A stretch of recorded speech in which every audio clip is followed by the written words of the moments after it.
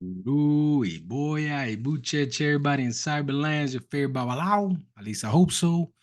Omodu, Modileke coming at you with another great video. You guys get it, right? No intros, no outros, right to business. If you guys need something, shoot me something on the comment section. If you're able to capture the email address, it's la.regla.de.ifa@gmail.com. So la regla de ifa@gmail.com with dots in between. Hey, so let's get down to business, right? We want to learn now today. And what I would like to explain is the menstrual cycle when it comes to women. Something that we need to understand is that there are many oduns in Ifa that speak about the menstrual cycle. There's a lot of patakis that begin to introduce the different concepts and what are those ethical and moral values that we can gather from a pataki in order to better incorporate it into our understanding, into our community, because that is the message that truly comes from patakis. Now, Patakis have many different concepts, right? Patakis give us ethical and moral lessons. They give us ebos. They give us a lot of different secrets that we begin to decipher amongst the priests and priestesses of the faith. But more importantly, making sure that you hear them so that you can understand what it truly means to be in this faith and gain that knowledge and that understanding in order to build that wisdom that Orumila is trying to tell us in the name of Olodumare. So let's start with the menstrual cycle. Let me break down some Odums and then we're going to jump into the Pataki. So when it comes to the menstrual cycle, the first Odum I want to talk about is Iyobe. Iobe, we understand, speaks about the creation of life.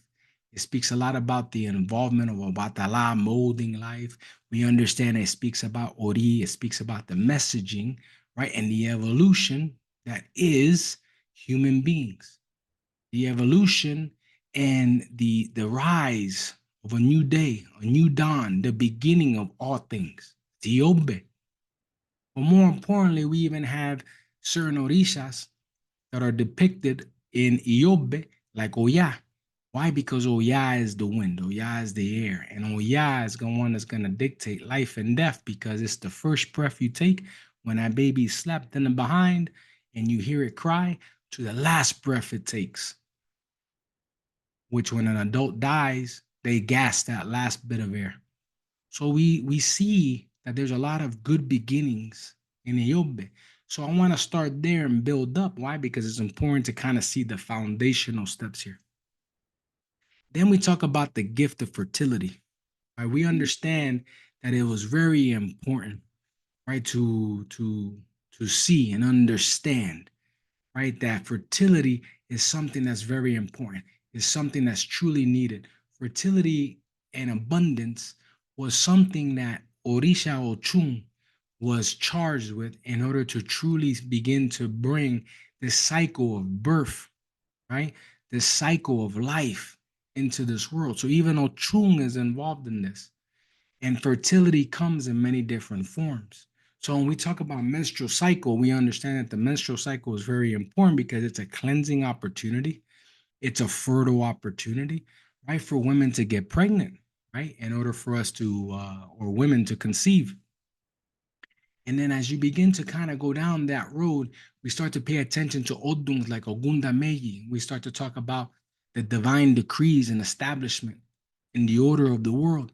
And we begin to see that in Ogunda Meyi, Olodumari's decision to create the menstrual cycle in order as a gift of preparation and cleansing a woman, right, is part of that gift of fertility. And that's something that we always have to remember. And then as we translate even further in the Oduns, we start looking at Irete Meyi. And we start understanding that in Irete Meyi, we start to see the endurance, the inner strength needed to face life's challenges. Ochung's blessing to women was to endure the menstrual cycle with grace and strength, align them, right, with the theme of resiliency, because it's merely the beginning to a very laborious process, which is that 9 months, right? And the baby has to come. And when the baby comes, what do we see, right? And I'm going to get there. But let me talk about Oyekunmeyi. Oyekunmeyi, we understand the mysteries of life and death. We understand that in this particular Odun, the sacredness of blood is a symbol of life, right? This is something that kind of underscores the reverence, right, of the menstrual blood, the sacred element, and it ensures the continuity of life. When women give birth, blood is seen, blood is shed for the first time, and blood it spills right from the woman as a sacrifice to life. And why? Because life requires that sacrifice of blood, right? So women, we already understand are super sacred. Women, we already understand that they have a lot to do with the menstrual cycle, but also the concepts of sacrifice and also the concepts of blood. So understanding this, it's very important for us to understand the sacredness that is the blood. A lot of people, for some reason or another, more new age, I think maybe within the last maybe I don't know, maybe 10 years is when I started to really see that people have shied away from blood sacrifice. People don't truly understand the blood sacrifice. People have their own personal and moral and ethical concepts of blood sacrifice. But as you can see, as I give you that breakdown of life itself, especially when it comes to the concepts of blood, specifically in women and with the menstrual cycle, it's a necessary thing in this world for us to endure, not for us per se, but for the women. Now, remember what I told you. Every Pataki has a moral and an ethical story behind it. So this particular story breaks down that just a little bit further, but it also teaches us other lessons. So let's get a little deeper into this. This Pataki is considered a Pataki that is very much known in our faith. It's a Pataki very much known in Oyekun Mei.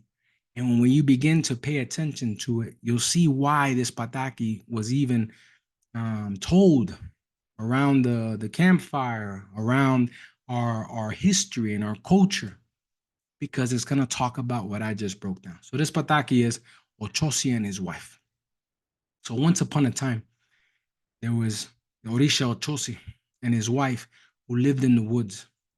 And there was a time of hardship where Oshosi was unable to find game, right? Game, wild animals, or anything to hunt per se, in order to bring back home to feed his family, right? And in this particular story, his family was just him and his wife, right? And in this very moment, Ochosi had to go see Orumila in order to figure out what is it that he can do in order to truly break this barrier of not able to find animals to hunt, as Ochosi is the skilled hunter. Ochosi is the hunter. So Orumila gave him the ebo, gave him, this is your solution. And you're going to take this ebo to a mountaintop, to a hill, a very high hill, and you're going to sacrifice it and give him the exact coordinates, exactly where he needs to go. And at that very moment, Ochosi did exactly what he was told. And Ochosi was able to find a game, right? And it was a deer that he was able to get to, hunt it, capture it, and take it up to the woods in order to complete the ebo with certain other ritual practices. When Ochosi gets to the hill, he begins to perform the ebo with the live animal that he has. The idea of this ritual was to sacrifice the animal to the hill, to a specific location, by draining it of its blood. At that very moment, Ochosi was dictated to remove the head of the animal and leave it there as a tribute. At that very moment, Ochosi completed his part of the ebo. And at that moment, a wild Lofi appeared to him and told him that he was grateful for the sacrifice that was given to him. And because of it, he will ensure that Ochosi will never go another day without being able to hunt. So when we begin to see this Pataki, now we have a stricken deal between Awao Lofi and Ochosi. But a while loafing told Oshosi, you have one rule, or two rules to be exact. One, every day you will bring me another animal and we will go through the same process of sacrifice, emptying out the blood, and leaving the head behind for me. And this is how our pack will always be able to flourish. So at that very moment, Oshosi would do this. And this went on for a couple of months. And Oshosi, after sacrificing the animal, would take the body back to the house. But at this point, the body no longer had blood and it was missing the head. And Ochosi's wife, at that very moment, questioned it and said, hey, wait a minute. What exactly is going on? Why is it that he always comes here? The animals are drained of blood and the head is missing. And when I ask him, he says this was part of the process in order to get us the next meal. And the wife, at that very moment, didn't question it further. But after some time, the wife decided to follow Ochosi, making sure that there was a trail that was left behind him by strategically putting something in his hunting bag that left a trail for her to follow. Now, she goes through the process of following the husband in order to figure out what exactly is going on with the blood, where's the head, etc. Because she just could not take the answer that he gave him. So she decided to go be a little bit curious and figure out what was going on. At that very moment, Ochosi caught his game for the night. He took it up to the mountain, the hilltop, and he was starting his process. And a wild loafing appears again. But this time, a wild loafing said, you broke our pack, Ochosi. I told you you were not permitted to tell anyone about our pack. And Ochosi stood up and said, I did not, Baba. And at that very moment, he told the wife to get out from beneath the bushes and show yourself. The wife does that. Now, understanding that she now broke the protected pact between Ochosi and Olofin, Olofin did not hold this against Ochosi. Olofin held it against the wife. And at that very moment, Olofin decreed that the wife and all women from this moment forward will experience menstruation, a cycle of a time of cleansing on a monthly basis, marked by the sacred blood, right, that has been seen and spilled through the process in the pack between Ochosi and Awalofi.